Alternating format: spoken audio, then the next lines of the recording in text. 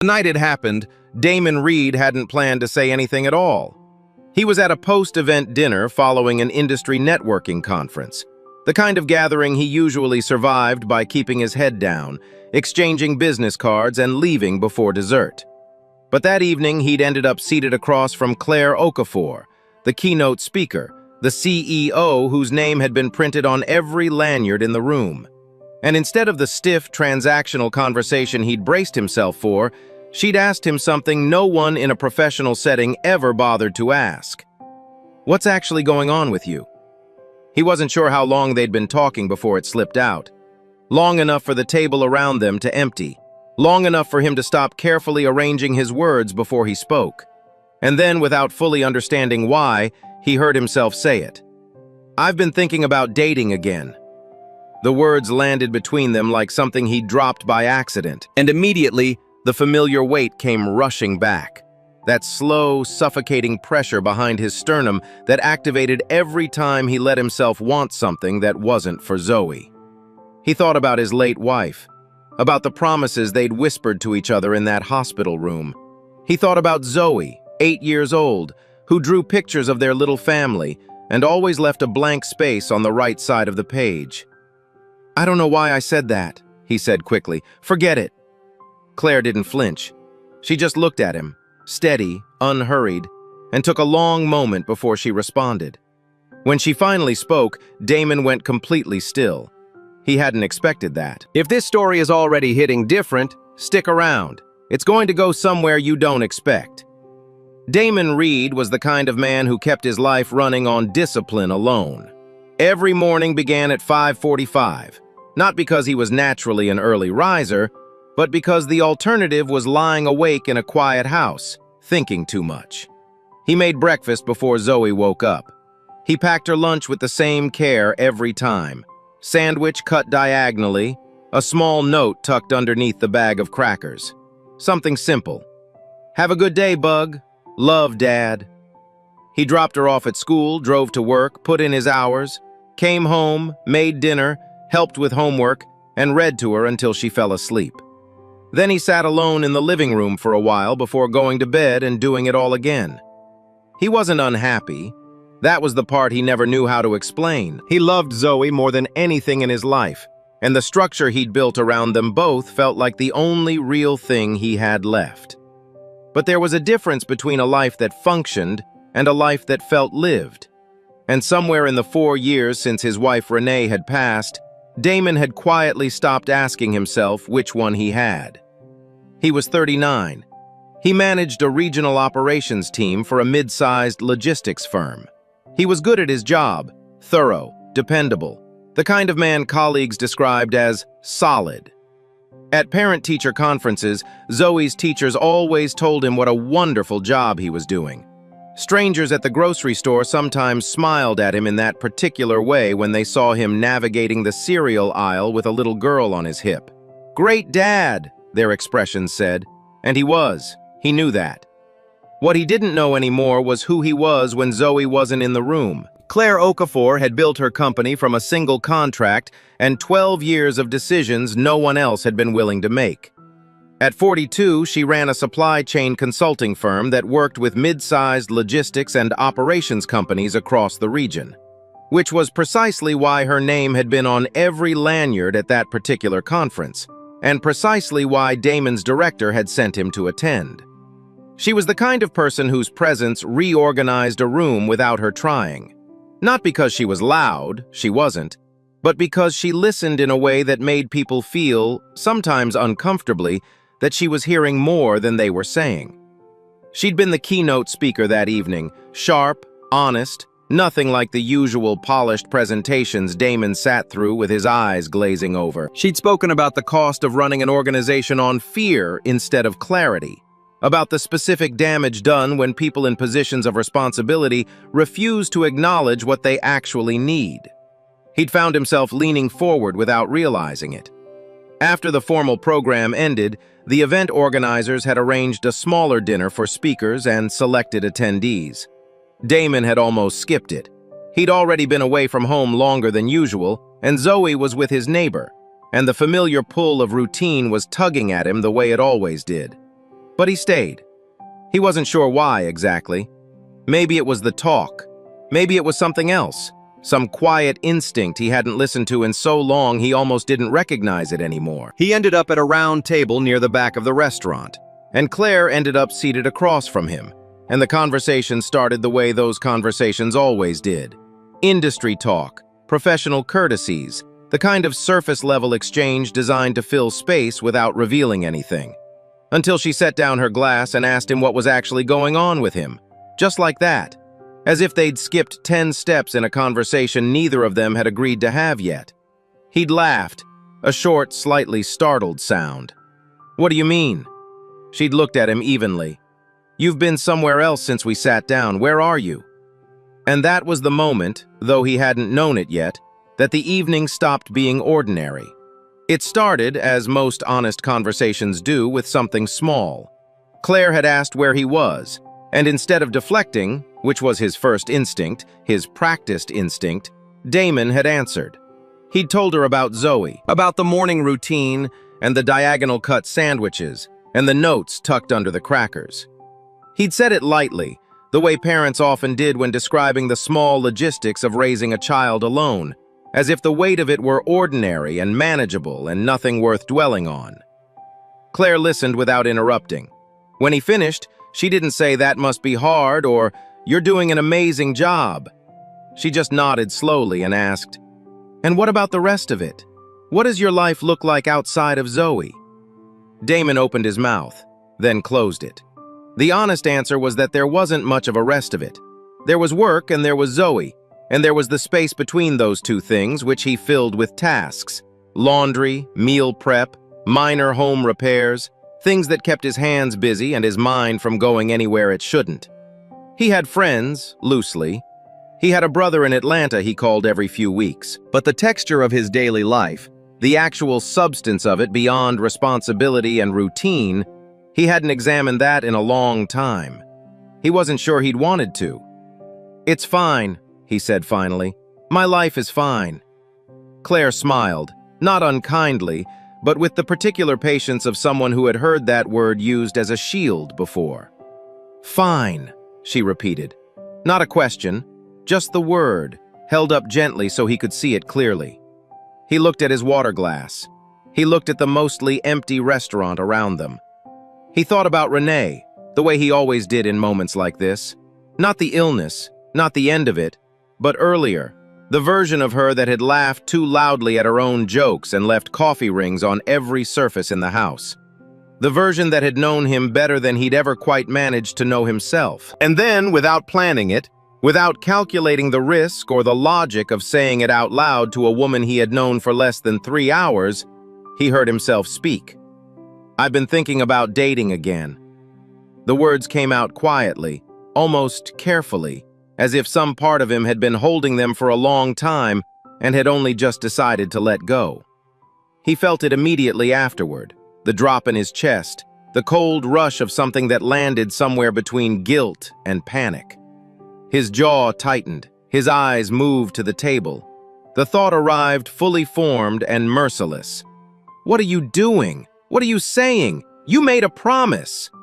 He thought about the hospital room, the particular quality of the silence in it, the way Renee had looked at him in those last hours, not with sadness, but with a kind of fierce, exhausted love that he had spent 4 years trying to be worthy of by never asking for anything. "I don't know why I said that," he said. The words came out fast, almost apologetic. It doesn't matter, forget it." "Why should I forget it?" He looked up. Claire was watching him with the same unhurried steadiness she'd had all evening. There was nothing pitying in her expression, nothing probing, just attention. The real kind, the kind that didn't require anything from him except honesty. "Because it's complicated," he said.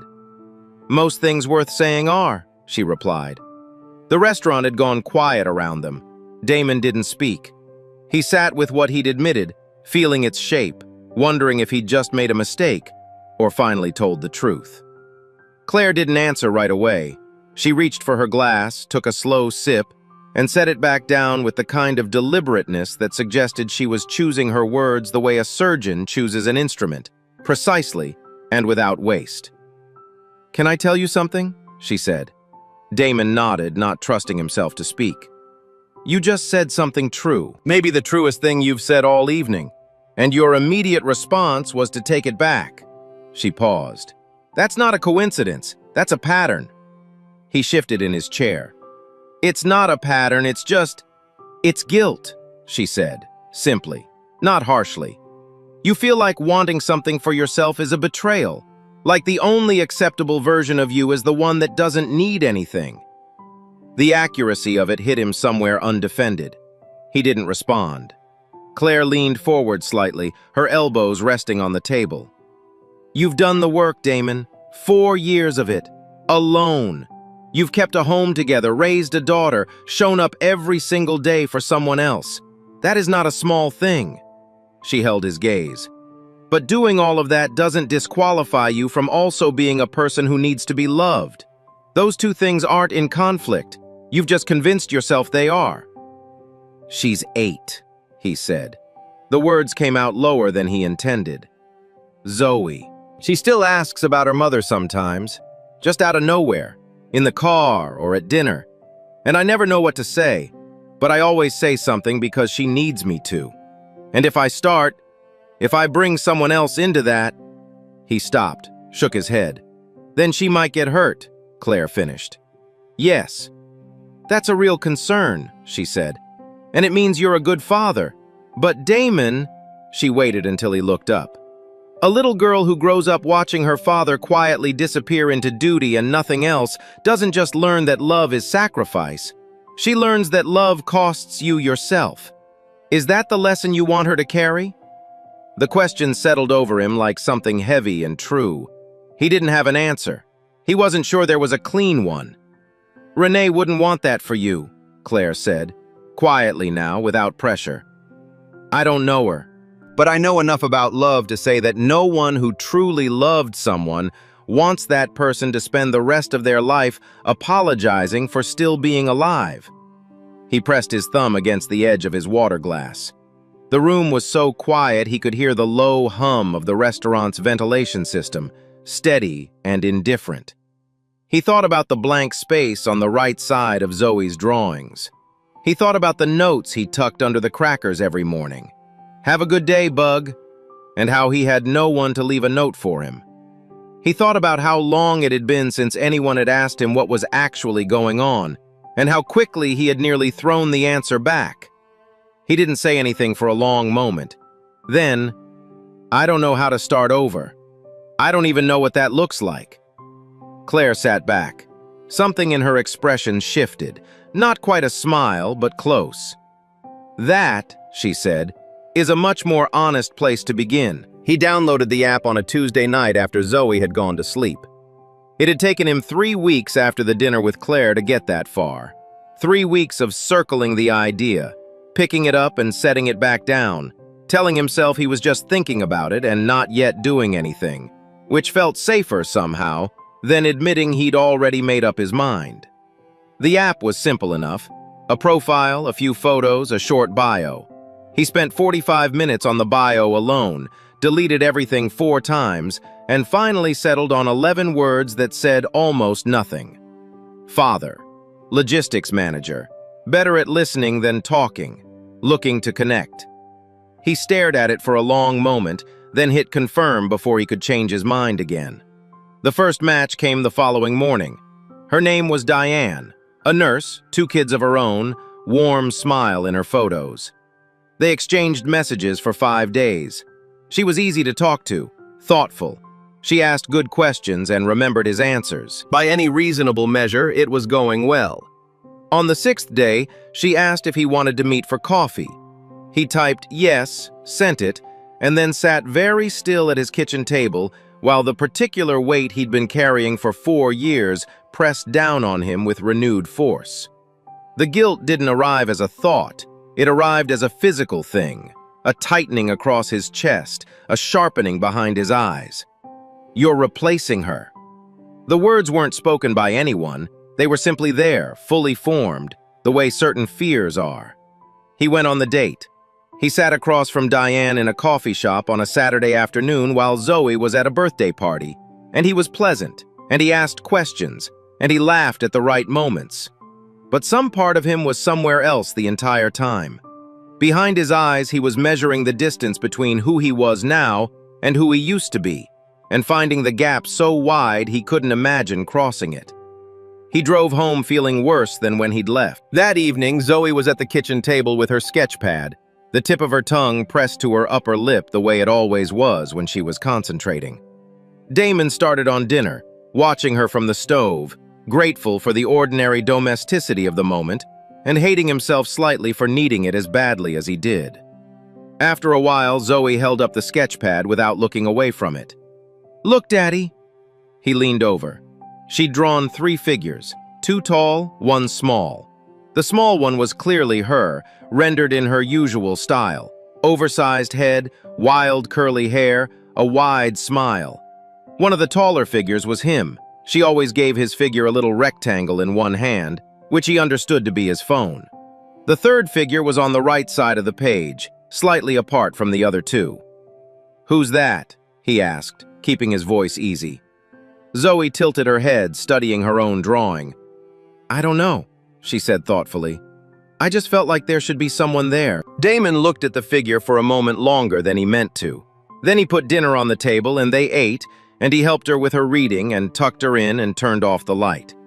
He stood in the hallway outside her door in the dark for a while. He thought about Claire's words. She learns that love costs you yourself.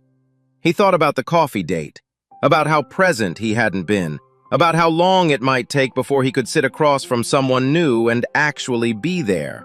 Not performing okayness, not managing distance, but actually fully there. He didn't have an answer, but for the first time in a long time, the question didn't feel entirely like a threat. He went on 2 more dates over the following month. The first was a teacher named Priya, thoughtful, funny, someone who would have been easy to like under different circumstances. The second was a woman named Sandra he'd met through a colleague, who laughed easily and asked him about Zoe with genuine interest. Both were good women. Both deserved someone who was actually in the room with them. He wasn't. After the second date, he deleted the app. Not dramatically, not with any particular resolution. He just looked at the icon one evening and understood, quietly and without argument, that he was using it to solve the wrong problem. The loneliness he was carrying wasn't a vacancy that needed filling with someone new. It was something older and more stubborn than that. It was the fact that he had never once, in 4 years, allowed himself to believe he deserved anything beyond what he'd already lost. He wasn't sure when that thought had arrived so clearly, but he knew exactly whose voice had put it into words first. He and Claire had stayed in loose contact since the dinner. Natural enough, given that her consulting firm worked with companies in his sector, and she'd mentioned a vendor connection her company needed. Damon's firm had the right contacts, so they'd exchanged emails, then a phone call, then another. At some point, the business portion of the conversations had shortened and the rest had lengthened, and neither of them had remarked on it. They started meeting for coffee once every week or 2, a place near her office, early enough that it didn't interrupt either of their days. It was easy in a way that Damon hadn't expected and couldn't entirely explain. Claire didn't treat him like a project. She didn't soften her words or manage his emotions, or look at him with the particular careful sympathy he'd grown used to receiving from people who knew about Renee. She just talked to him. She pushed back when she disagreed. She laughed without self-consciousness. She told him difficult things directly and then waited for him to think, rather than rushing to fill the silence. She made him feel, for the first time in longer than he could name, like a full person, rather than a circumstance. One morning, over coffee, he told her he'd deleted the app. "How do you feel about that?" she asked. "Relieved," he said honestly, "which probably means I wasn't ready." "Or," she said, wrapping both hands around her cup, "it means you were using it to convince yourself you were doing the work when the real work was somewhere else." He looked at her. "Which is?"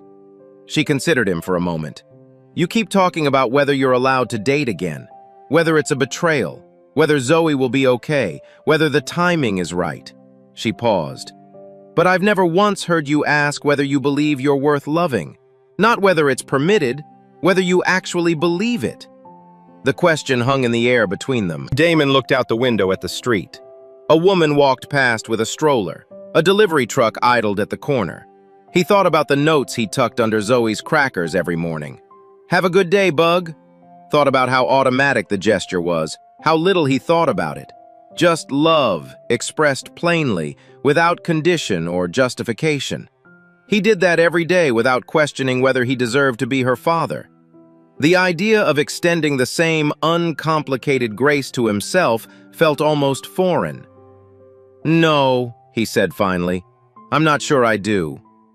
Claire nodded slowly, as if he'd confirmed something she'd been waiting for him to reach on his own. "Then that's where you start," she said. Outside, the delivery truck pulled away. The street settled back into its ordinary rhythm. Damon sat with the truth he'd just spoken and let it take up space. The realization didn't arrive all at once. It came the way most inconvenient truths do, gradually, then undeniably. Damon noticed it first in small ways. The way he found himself paying attention during their coffee meetings with a focus he hadn't brought to anything unrelated to Zoe in years. The way a message from Claire on an ordinary Wednesday morning could shift the entire quality of his afternoon. The way he'd started, without meaning to, measuring certain moments by whether she would find them interesting. A conversation with a difficult client, something funny Zoe had said at dinner, an article he'd read on the train. He noticed it, and then he spent a reasonable amount of time pretending he hadn't, because the alternative, sitting with what it might actually mean, opened a door he wasn't sure he was equipped to walk through.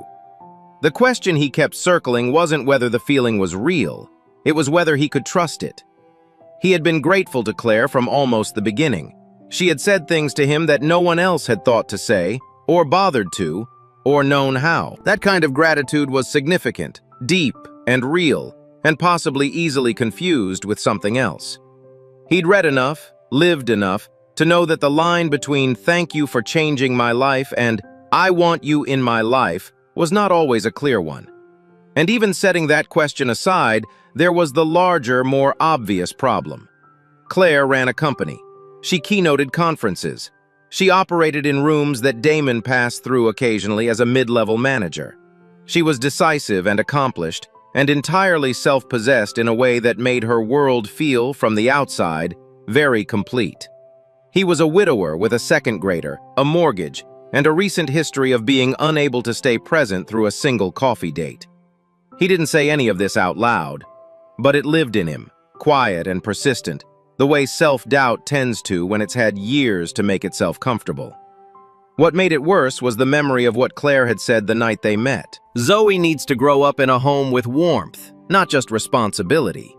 He had carried those words as permission, but lately they arrived differently, as pressure. Because if he misread this and it collapsed, he wouldn't just be absorbing the damage himself. Zoe would feel it too. He was not willing to get that wrong, so he did what he was practiced at doing. He held the feeling at arm's length. He showed up to their coffee meetings the same as always. He didn't say anything different. He didn't let it show. But it was getting harder to maintain the distance. One evening, after he'd put Zoe to bed, he sat in the living room in the silence he knew better than any other. Zoe's sketchpad was open on the coffee table. She'd updated her drawing since the last time he'd looked. The third figure on the right side of the page now had more detail than before. A necklace, earrings, small, careful marks that suggested she'd been thinking about whoever this person was supposed to be. She'd given the figure a shape, a presence. Damon sat with that for a long time, the quiet insistence of a child's imagination filling in something her father hadn't been able to name yet. He closed the sketchpad gently and went to bed. But the image stayed with him. And somewhere underneath the doubt and the distance and the careful restraint he'd been maintaining for weeks, something shifted, small and certain, the way the first signs of change usually are. He couldn't keep pretending the sketchpad was just a sketchpad. It happened on a Thursday afternoon he hadn't expected to mean anything. His company had sent him to a vendor presentation downtown, a routine meeting, the kind he attended several times a month and rarely thought about afterward.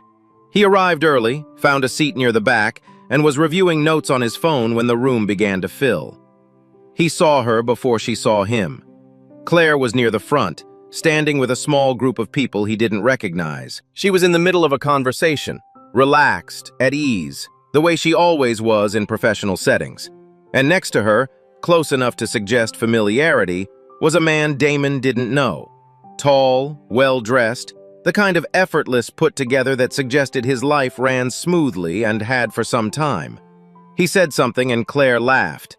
A real laugh, unguarded, and leaned slightly toward him in the way people do when they're comfortable with someone's proximity. Damon looked back down at his phone. At some point during the presentation, he glanced toward the front of the room and found Claire already looking in his direction. Their eyes met, briefly, clearly, before he looked away. He told himself it meant nothing. He told himself she probably hadn't even registered it. He left without crossing the room. He told himself it was because she was busy. He was still telling himself that on the drive home. The man had fit was the thing he couldn't stop returning to. Not in a comparative way. Damon wasn't given to that kind of thinking or tried not to be. But in a simpler, more honest way. The man had fit into Claire's world in a way that required no adjustment, no translation.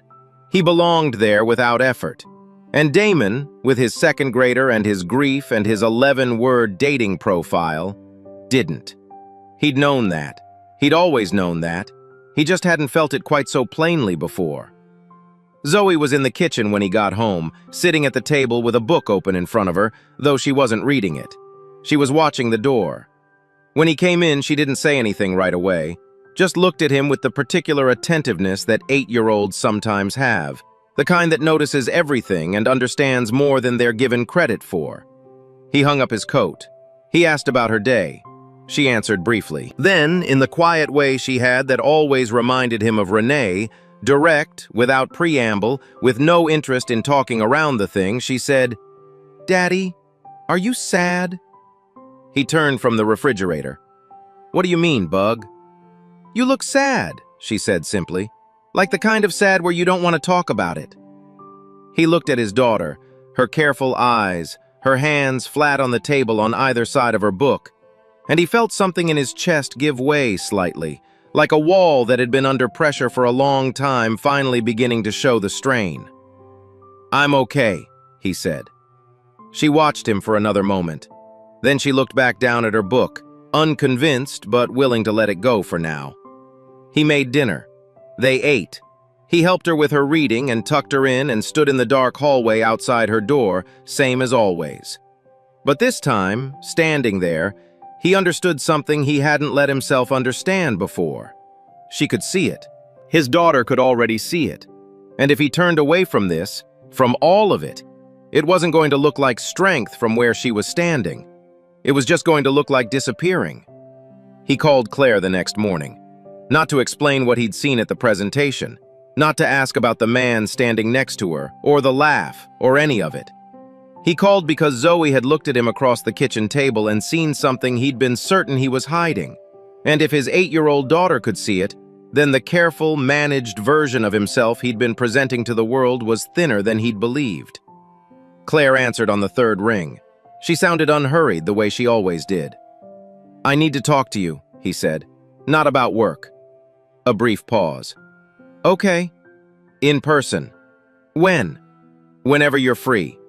She suggested that afternoon. He said yes before he'd fully processed that he'd just agreed to do the thing he had been carefully not doing for the better part of 2 months.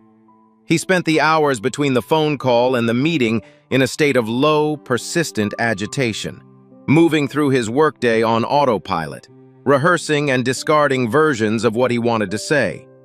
Every version sounded either too much or not enough. Every version exposed the same central problem. He didn't have a clean way to say this that protected him from the possibility of being wrong about all of it. He arrived at the coffee shop first. He chose the same table they always used and sat facing the door and told himself that whatever happened, at least he would have been honest. At least he wouldn't be standing in a dark hallway anymore, wondering what his silence was teaching his daughter. Claire arrived 7 minutes later. She ordered at the counter, came to the table, sat down, and looked at him with the steady attention he had come to recognize as simply the way she operated. Present, unguarded, giving him the room to begin. He started twice and stopped. The third time, he made himself keep going. "I've been thinking about what you said the night we met. About how I've been treating guilt like it's the same thing as loyalty. About how Zoe needs to see something in our home that looks like hope." He paused. "You were right. About all of it. And I've been sitting with that for months now, trying to figure out what to do with it." Claire didn't speak. She waited. "The problem," he continued, "is that somewhere in the middle of all of that, the thing I was trying to figure out changed. It stopped being about whether I was ready to meet someone." He looked at her directly. The first time in this conversation he'd managed it. "And it started being about you." The words were out. He felt their weight leave him and enter the space between them. And he sat with the exposure of that, not reaching to soften it or walk it back.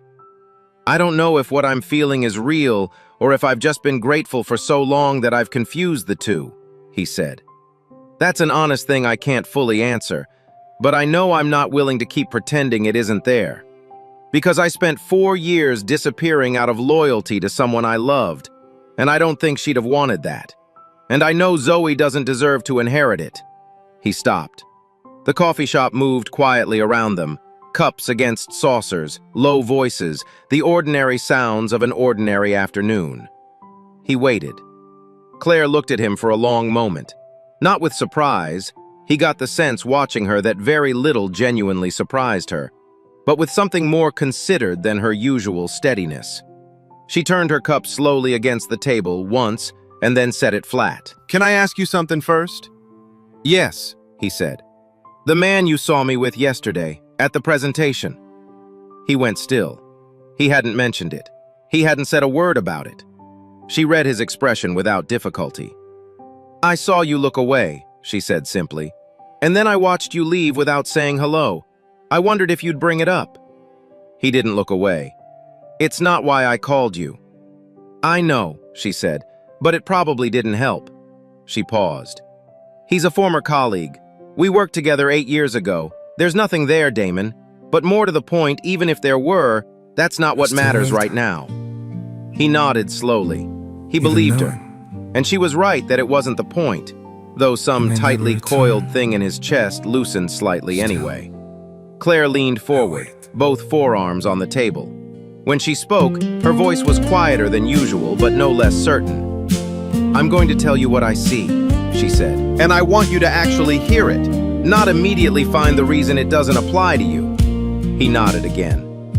"I see a man who has been running on empty for 4 years and has convinced himself that's what integrity looks like. Who loves his daughter so much that he's been willing to hollow himself out for her, not understanding that she doesn't need a hollow father. She needs a whole one." She held his gaze. "I see someone who sat across from me 3 months ago and said something true for probably the first time in years, and then tried to take it back before the words had even finished landing. And I see someone who is sitting here right now, doing the hardest thing, which is saying the actual thing instead of the safe version of it." Damon's jaw tightened, not with resistance, but with the particular effort of receiving something without immediately deflecting it. "What you're feeling isn't confusion," she continued. "Gratitude and love aren't mutually exclusive. People fall in love with the people who see them clearly. That's not a mistake. That's how it's supposed to work." A pause. "The question isn't whether your feelings are legitimate. The question is whether you're willing to stop treating your own happiness like a debt you haven't earned the right to collect." The afternoon light came through the window at a low angle, crossing the table between them.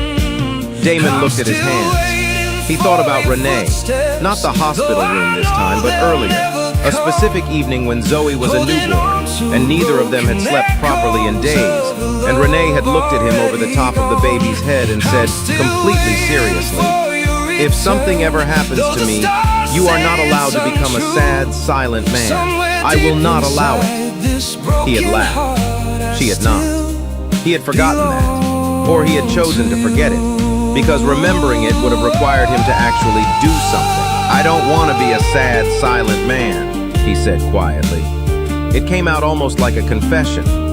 "I know," Claire said, "and I don't want to keep having coffee and pretending that's enough for me." She looked at him steadily. "It's not enough for me either." The words settled between them, clear and unhurried. Damon exhaled, a long, slow breath, the kind that carries something out with it. For the first time in 4 years, he didn't reach for the guilt. He let the moment be what it was. 3 weeks later, on a Saturday morning, Damon told Zoe he had a friend he wanted her to meet. He thought carefully about how to say it. He'd rehearsed several versions, all of them slightly too formal or slightly too casual, all of them reaching too hard for a tone that wouldn't alarm her. In the end, he said it plainly, the same way he tried to say most things to her, directly, without decoration, trusting her to handle the truth. Zoe had looked up from her cereal. "Is she nice?" "She is," he said. "Does she know about Mom?" "She knows that Mom was important, and that she always will be." Zoe considered this with the grave deliberateness she applied to most significant questions. Then she went back to her cereal. "Okay," she said. "Can we go to the park?" He had stood at the kitchen counter for a moment, slightly undone by the simplicity of it. Then he'd said yes, they could go to the park. The three of them met on a Sunday afternoon 2 weeks after that. The park, neutral ground, nothing staged. Claire arrived in a jacket Damon hadn't seen before, and Zoe assessed her immediately with the unfiltered directness that 8-year-olds reserve for situations they sense are important. Within 20 minutes, Zoe had appointed Claire the official judge of her cartwheel technique. Damon sat on the bench and watched his daughter demonstrate, arms out, completely focused, while Claire offered commentary with the same precision she probably brought to quarterly board meetings. Zoe made her repeat a specific observation twice because she wanted to make sure she'd heard it correctly. Then she attempted the cartwheel again, landed it cleaner than before, and turned to Damon with an expression that said, unmistakably, "See?" He laughed.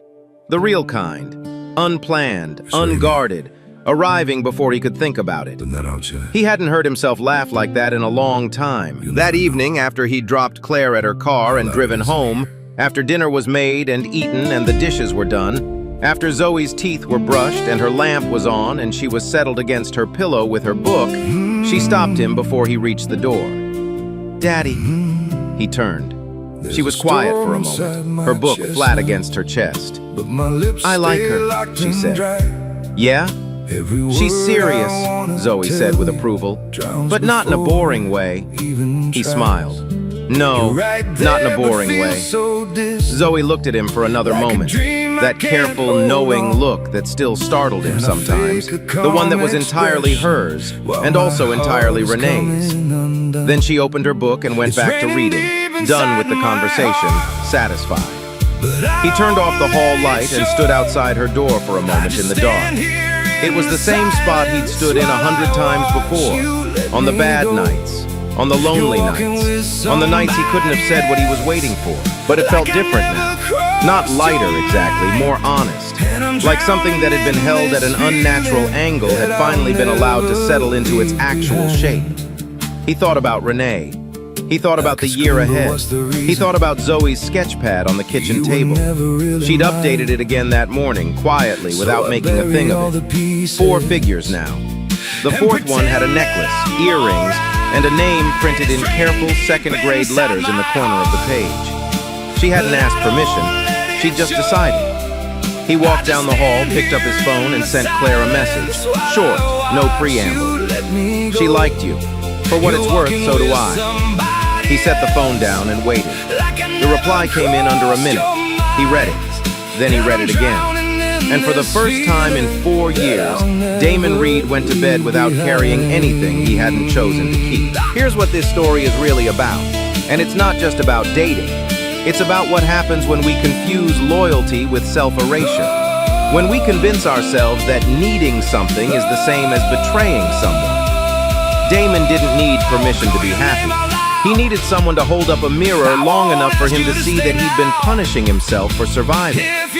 Most of us have a version of that. A grief we're still apologizing for. A need we've decided we haven't earned. A version of ourselves we put on hold so long we forgot it was still waiting. The question Claire asked him, do you actually believe you're worth loving, is the question worth sitting with, not answering quickly, actually sitting with. If this story landed with you, if it made you feel something you haven't put into words yet, subscribe. Every story on this channel is built around moments like this one. Quiet, human, and more true than they first appear. We'll be here when you're ready for the next one.